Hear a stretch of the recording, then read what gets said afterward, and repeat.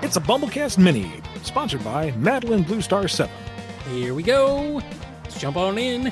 We know that Eggman is aware that Sonic can't swim. Is he aware that Tails is afraid of lightning and ghosts? I don't recall ever seeing Eggman see this, so I was wondering if he was shown to seeing it in a scene that I either haven't seen or forgot.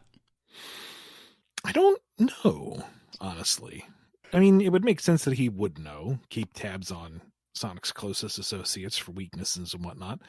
But also, arguably, he may have tunnel vision on Sonic and not really care what Tails is afraid of. So, I don't know. I'd say TBD. From the games and Sonic X, we know that Sonic, Tails, Rouge, Amy, Big, and Eggman can fly hovercraft like planes and ships. Can you name everyone else in modern Sonic who has the ability to fly aircraft as well, including characters who debuted in IDW?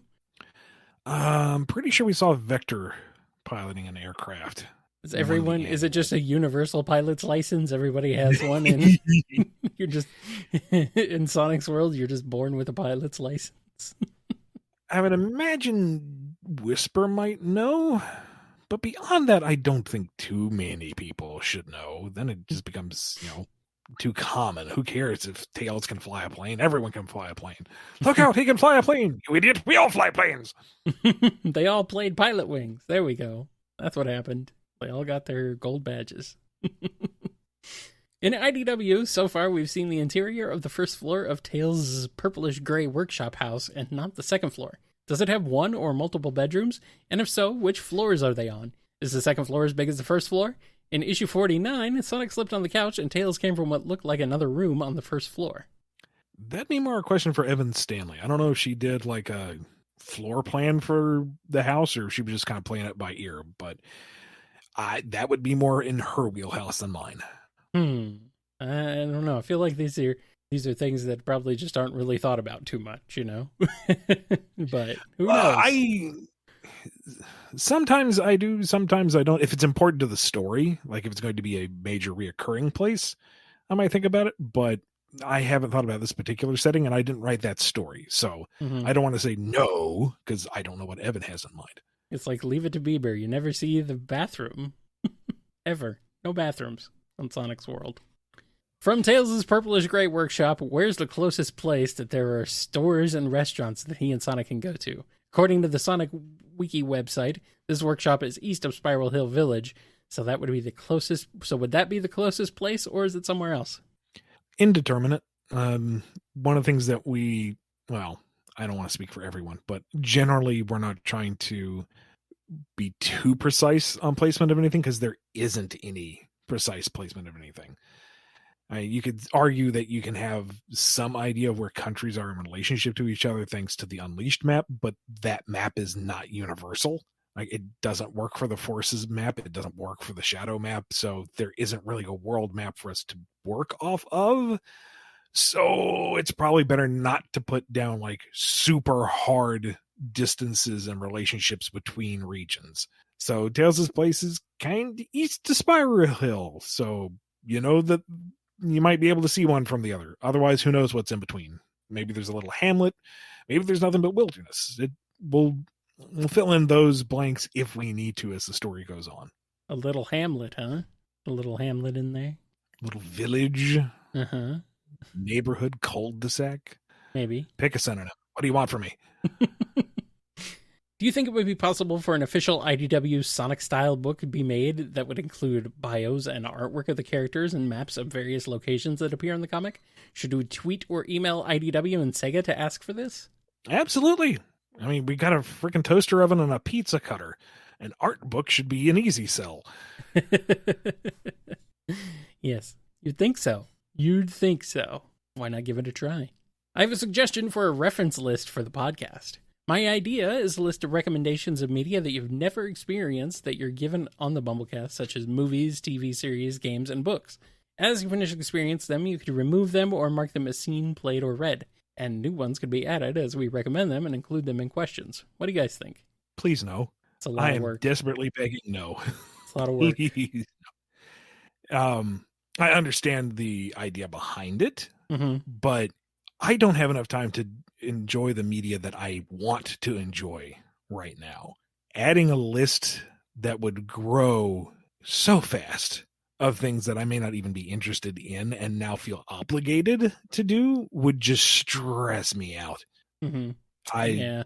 It is disappointing when a question comes in, what do you think of this? And it's like, sorry, I don't know. And that's disappointing for everybody because I don't want you to feel like you've wasted your time waiting for the answer and you don't get the answer that you want. But there's no way that I can maintain all that I'm doing and have an active list of things to, consume. It wouldn't even be for enjoyment, it'd be research at that point. And that would definitely color the experience. Right. What are some of your guys' favorite moments in Sonic Boom, such as scenes, jokes, one-liners, etc.? Some of my favorite moments are the serious moments in The Sidekick, Deuterino Bro Guy from Blue with Envy, Eggman on Sonic's answering machine in Guilt Tripping, and Tails' singing karaoke in Anything You Can Do, I Can Do Worser. Most of my favorite stuff came from season 2, like the gag about putting the baby in the blender, or Knuckles talking about how you have to take down the biggest one in the yard. Knuckles, that's prison. Only if you let it be. I mean, pretty much anytime Knuckles in court with him against himself. Feminist Knuckles also is very funny. Knuckles constantly getting exploded. That's also a good one. Doing the road trip as the boy band for the second time. Yes, yeah. And they pick up that creepy guy and it's like, what were you doing there? Standing on the road there, lists the stranger. Biding my time. That's funny. That is hilarious. What episode was it? They're trekking off into the mountains and Tails is writing letters back to Zoe about their various misadventures, and it's all taking place in like a day, except he's phrased it like it's been a multi-year expedition, and they all blow away. It's like, oh no, I got to start over. Day 1. Then you make a joke about almost having to wear pants, feeling like he needed to wear pants for the first time in his life or something like that. It was cold enough, I almost needed to wear pants.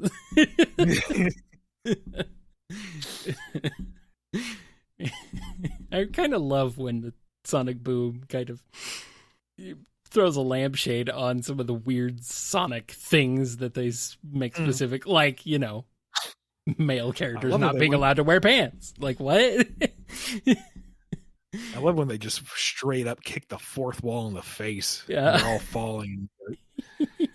Roger, wait, who's Roger? He's talking to me, but never mind. Yeah. What is it? He's going to his inner self, his inner mind palettes, and it keeps going layer by layer, and it's just him in a Sonic costume throwing out the trash. Whoops, too far. God, this show. Oh. So dumb. I love it. Man, freaking Sticks. Just Sticks. Like, best moments, just Sticks. Pretty much. It's just something about her, Just something about her. All right, here's another question from Madeline.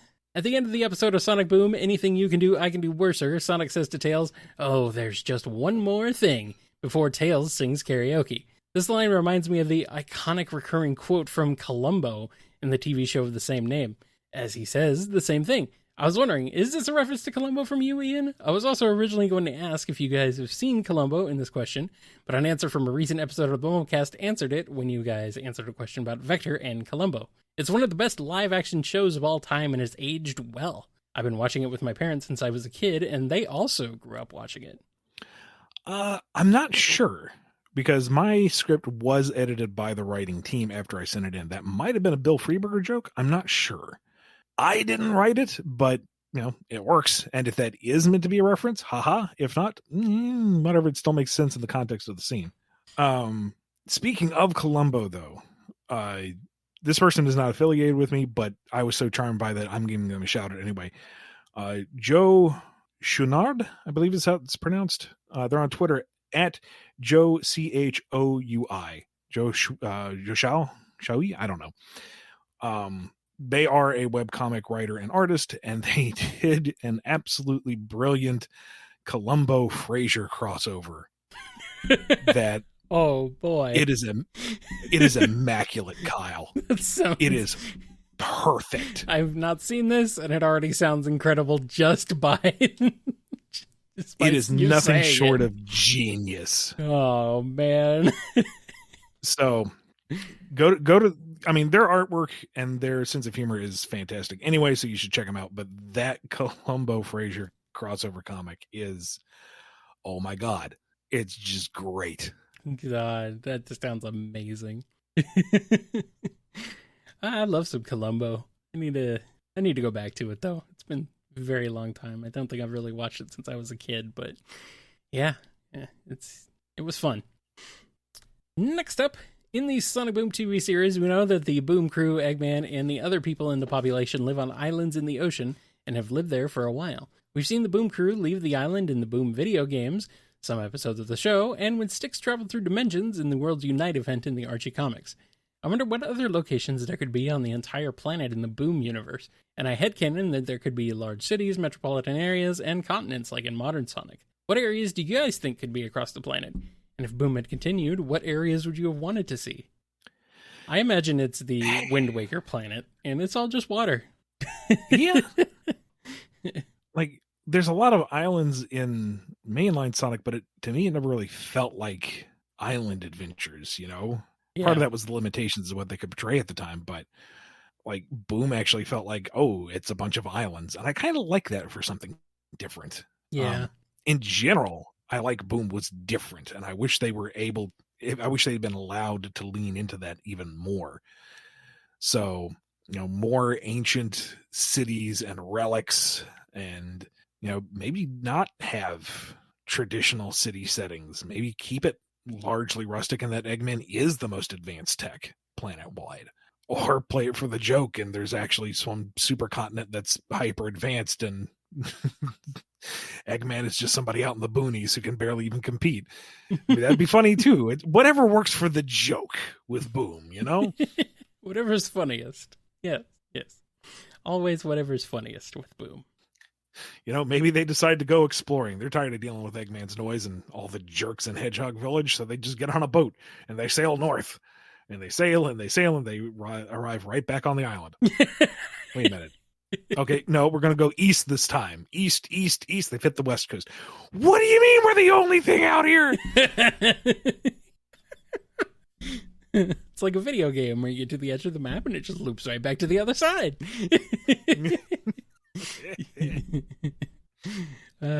Boy, that's a good one.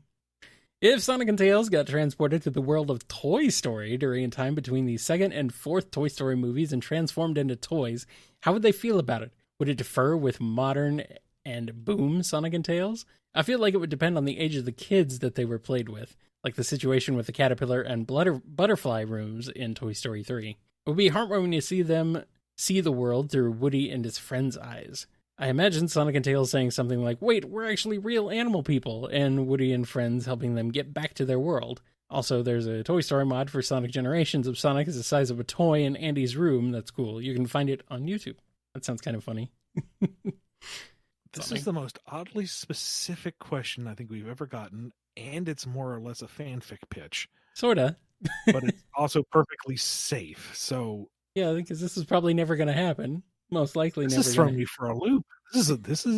We're in uncharted territory. I've sailed north and east, and I've wound back at the island again. Uh-oh. I mean, I guess it does beg the question, if Sonic were somehow Kingdom Heartsed into a Toy Story toy, would he maintain the rules of acting like a toy? I mean, he's not really one to follow convention. No. Would he break that rule and just be active, even in the presence of people? Mm-hmm.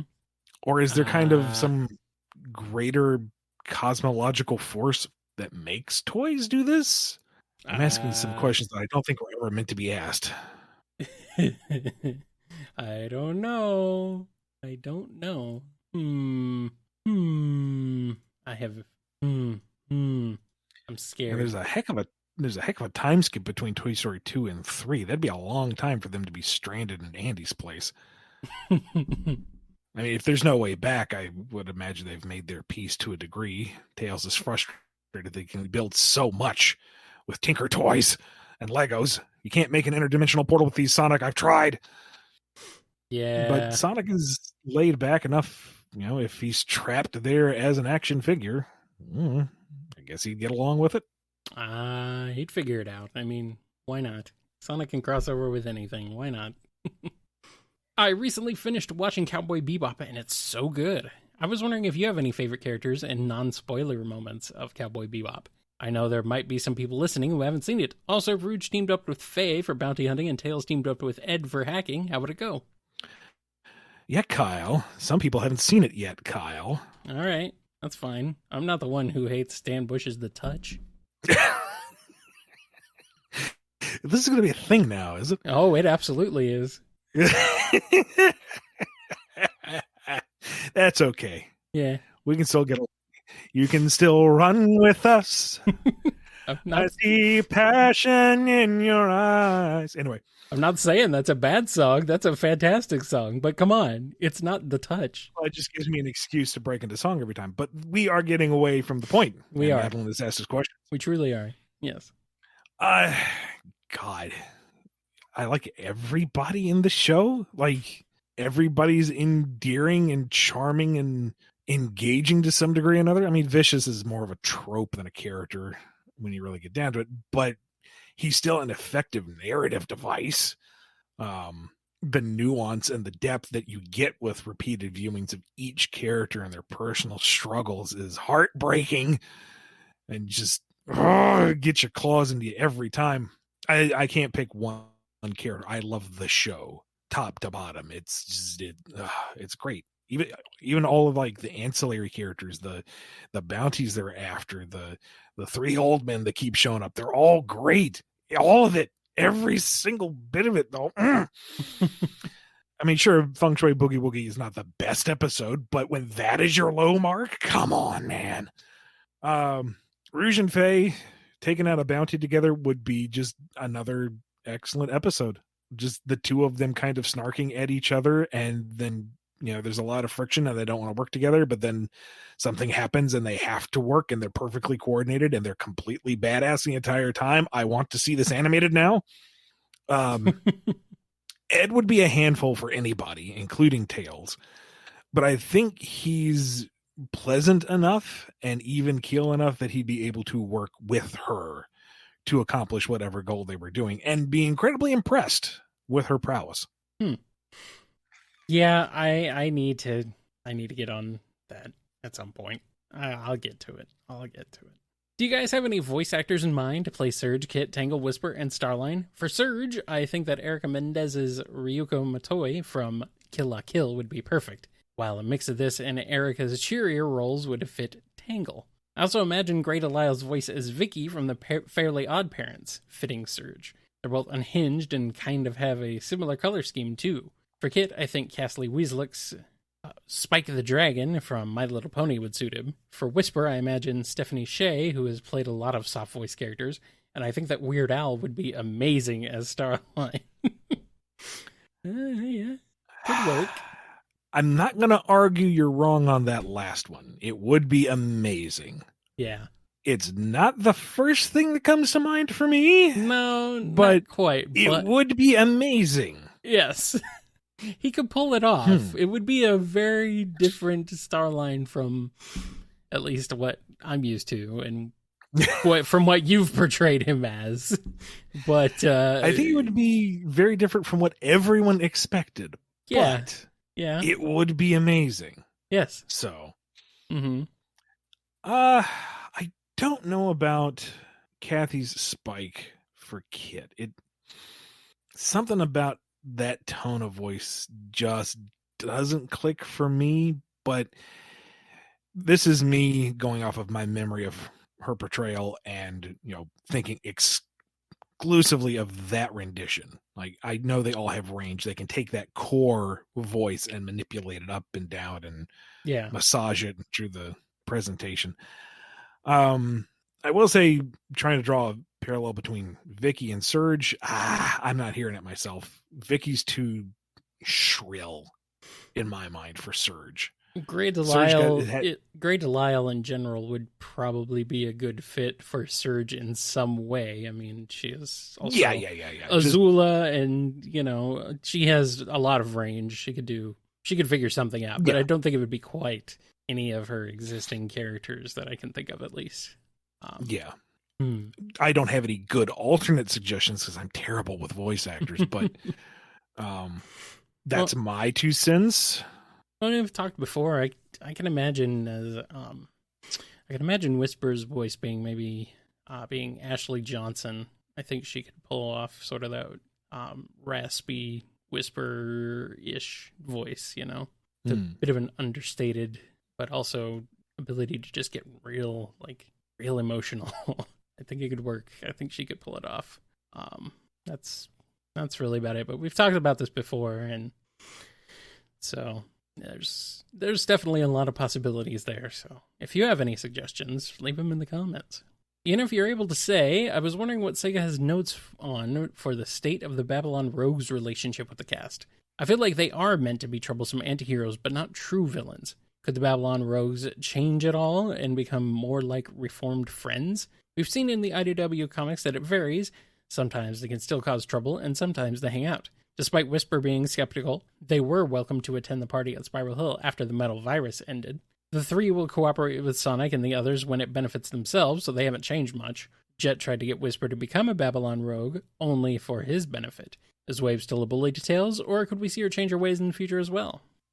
I haven't received any direct correspondence concerning them, but we haven't used them a ton, and I think when I've worked with them, they're within the range of what they expect, and they're antagonists. They're not world-ending antagonists. They're not life-threatening, but they're jerks. Mm-hmm. And I hope they stay that way. Sonic needs to have adversaries in a range. They can't always be big-time enemies like Dr. Eggman. There might be and it's one of the reasons. Couple steps above rough and tumble, Yeah. A little more threatening, but not like world-ending. But they're not going to be not global. They're not going to be a threat like Rough and Tumble are, who are readily bodily harm levels of threat. They're more of a inconvenience, a nuisance. If you enter a race with them, you're going to come away with some bruises. It's a little more than rivalry, but it's not much further than that. Mm-hmm. And I like that. It gives us some room within the greater cast to have conflict that isn't boiled down to save the world or save the lives, Yeah. So yeah, Wave is still going to bully Tails. Storm's always going to be picking a fight with Knuckles. Jet is always going to be trying to show up Sonic. And I like that. I'm good with that. Yeah. Makes sense. As the Sonic community has seen, Sega's mandates on the characterization of Shadow have been criticized for a while now.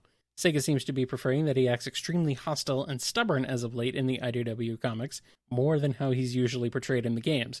I love how both you, Ian, and Evan have been working around this mandate when you guys can in your writing of him, which makes him seem more like himself. I see Shadow as a tsundere. He does care about people and his friends and allies, but rarely shows it overtly. He's very cold and can be hostile and stubborn, but he does have a polite and compassionate side. His traumatic past motivates him to help others because that's what Maria wished for him. I was wondering, how would you both describe him in your own description? Who is Shadow to you?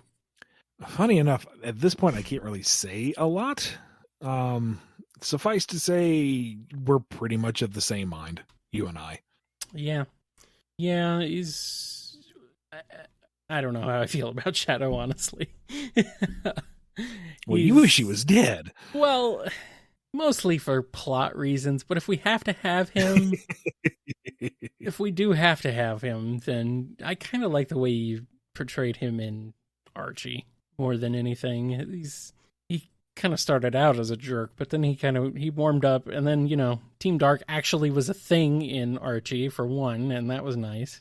And yeah, I don't know, but he's all right. He could be better though. And our last question, What are your guys' favorite Halloween-themed movies and or shows? Some of mine are the live-action Addams Family movies from the 90s and Sonic's Night of the Werehog. Yeah, Night of the Werehog is great. The live-action Addams Family movies are outstanding. I don't care what anybody says. Oh, they're charming. Absolutely. I mean, I yes. We can only wish we had a relationship as wholesome as the Addams. We never will. Nobody does. I think we touched on this in a previous mini back in Halloween, but yes, back in the Angry Beavers Halloween special. Mm-hmm. Yeah, the Angry Beavers Halloween special starring Oxnard Montalvo is hysterical. It is exquisite. I love it. Love it. Love it. And just about anything Homestar Runner does on Halloween, whether it's making fun of costumes or making their own costumes. The recent retread of their old cartoon was hilarious. I did like that. DLC for the old cartoon. Perfect. Get you some orange and black marshy Halloween marshmallows. God, I hate when you... Boogity, boogity, I'll scare your dad. I hate when you do that voice. And at the same time, I love it because it's hilarious. Just means I got the touch, Kyle. I've got the power. That's right. Yeah. That's right. Better have the touch and the power. All right. I think we've had enough. We have. Thank you, Madeline Bluestar7, for sponsoring this episode. If you want a BK Mini of your own, head over to patreon.com/BumbleKast, Ko-fi.com/BumbleKast, or become a YouTube member at the $25 mark. All right. Thanks, everybody, for tuning in, and we will catch you in the next episode. It's over!